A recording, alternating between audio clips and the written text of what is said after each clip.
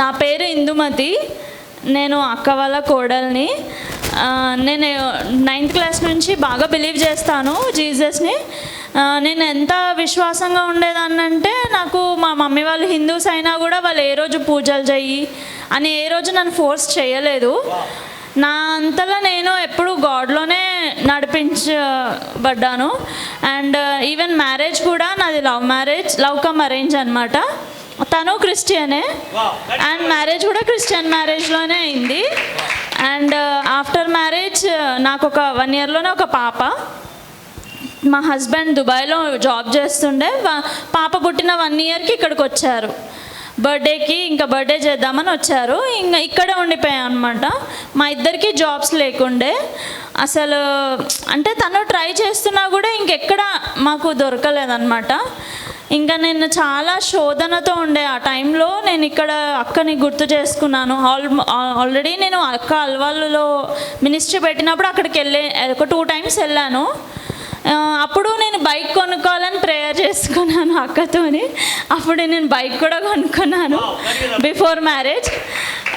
ఇప్పుడు ఇంకా మళ్ళీ గుర్తొచ్చి ఇంకా అక్క నేను 7 weeks చర్చ్కి వస్తాను, నా పరిస్థితి ఇలా ఉందంటే నువ్వు రారా, నువ్వు పక్క బ్లెస్ అవుతావు అని చెప్పారు. 7 weeks చర్చ్కి వస్తే బ్లెస్ అవుతా అని చెప్తే వచ్చిందంట. భార్య భర్తలు ఇద్దరికి జాబులు లేవు. 7 weeks వచ్చాను. అప్పుడు మా ఇద్దరికి జాబ్స్ వచ్చాయి.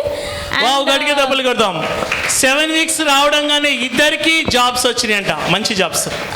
అండ్ నా శాలరీ నాకు ముందు మ్యారేజ్ కన్నా ఉన్న దానికన్నా నేను ఎక్స్పెక్ట్ చేసిన దానికన్నా డబుల్ వచ్చింది.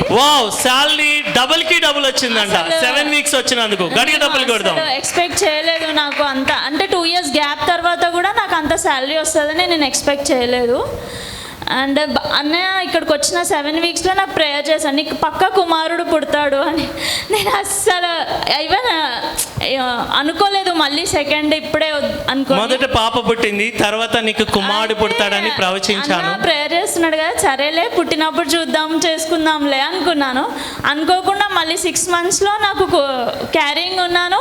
అండ్ ఎవ్రీ డే నేను బైబుల్ చదివిన ప్రతిరోజు నీకు కుమారుడు పుడతాడు అని ఆయన ప్రవక్త మాటను రూఢిపరిచాడు. నేను అసలు షాక్ అయిపోయేదాన్ని. అప్పటికే నేను బిలీవ్ చేయలేదు. చూద్దాము, ఒక భయం ఉండేది నాకు లోపల. ఎలా వస్తా అంటే వచ్చినంత ఫస్ట్ టైం ఎక్స్పెక్ట్ చేశాను. ఆ పాప పుట్టింది కాబట్టి సరే చూద్దాంలే అనుకున్నాను. మొదట ఎక్స్పెక్ట్ చేసిందంట కుమారుడు పుడతాడని. పుట్టలేదు కాబట్టి ఆమెకు భయం వేసింది, మళ్ళీ కుమార్తె పుడుతుందని.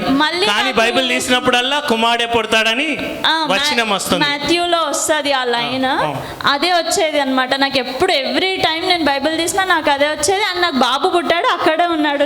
గడిగే దెబ్బలు కొడదాం. చూడండి, 7 వారాలు వస్తే భర్తకి భార్యకి తన భర్తకి మంచి జాబ్స్ వచ్చినాయి.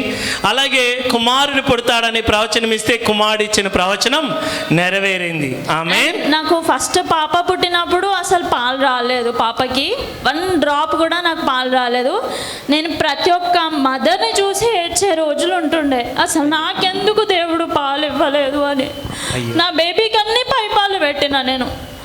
అసలు సెకండ్ టైం కూడా నేను అసలు నాకు నమ్మకం లేకుండా పాలు వస్తుందని, అబ్బాయికి పాలు వస్తాయా రాలేదని ఇంకా నేను గాడ్ని గట్టిగా పట్టుకున్నాను. అండ్ ఇప్పుడు నా బాబుకు నేను పాలిస్తున్నాను. గడిగే దెబ్బలు కొడదాం. ఫస్ట్ బేబీకి పాలు ఇవ్వలేకపోయింది, కానీ సెకండ్ సన్కి మాత్రం పాలు ఇవ్వగలిగింది. గడిగే దెబ్బలు కొడదాం. షారా వాళ్ళే ఇప్పుడు మళ్ళీ వస్తున్నాము. అండ్ అంటే అక్క చెప్పింది రెగ్యులర్గా రా ఇదే చర్చ్కి అంటే. ఇంకా నాకు మా అత్తగారు వేరే చర్చ్కి వెళ్ళడం వల్ల కుదరలేదు ఇక్కడికి రెగ్యులర్గా రావడం. కానీ మొన్న మా అత్తగారిని కూడా తీసుకొచ్చాను చర్చ్కి. ఇప్పుడు మీ అత్తగారు ఏమంటున్నారు? ఈ చర్చ్కి వెళ్ళమంటున్నారా?